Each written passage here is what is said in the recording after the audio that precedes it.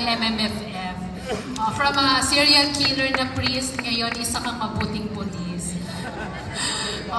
So Papa P, ang question ko ngayon, comparing the crimes in the settings of 1960s, tama ba?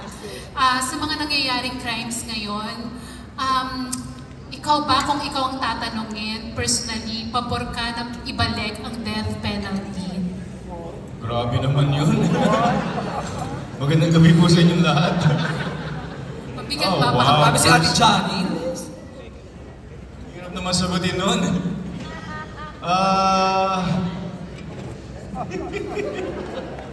Kaya ka ako nag-artista eh. Paano po sagutin yun? It's hard. Siguro kung gaano yung kalaki yung crime, kasalanan.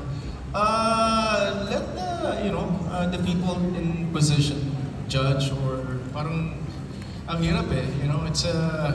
It's a crime against humanity. Kailangan may karampatang penalty yun na pareho lang, di ba? An eye for an eye, tooth for a tooth. Biblically, ganun din eh, di ba? But in the recent times, di ko alam kung paano dapat natin na takutin pa yung tao na huwag gumawa na masama to avoid that. But, I think there should really come a time na may magkaroon ng takot ang tao. So, if that would have to come to that, we'll just abide by it. Personally, wala naman akong take kung ano talaga yung decision ko, ano makakaganda para sa mga tao.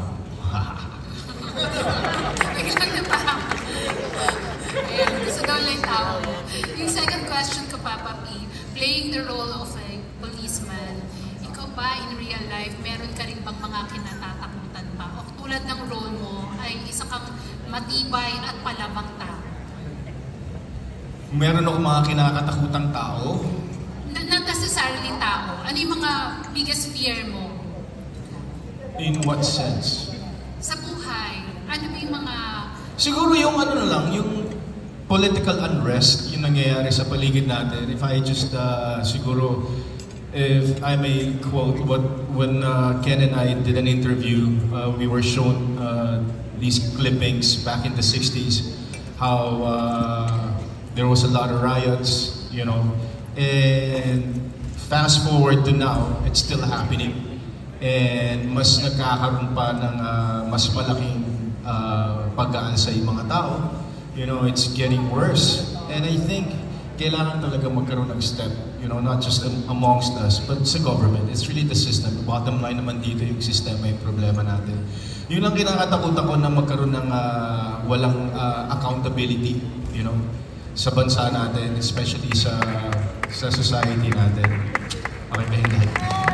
So, Papa P for the next election. Pwedeng isang bonus question na lang kay Enrique is, since Enrique ngayon ka lang uli magbabalik. Eugene Assis of People's Journal. My first question is for Asti. Kasi yung kanina parang nabitin lang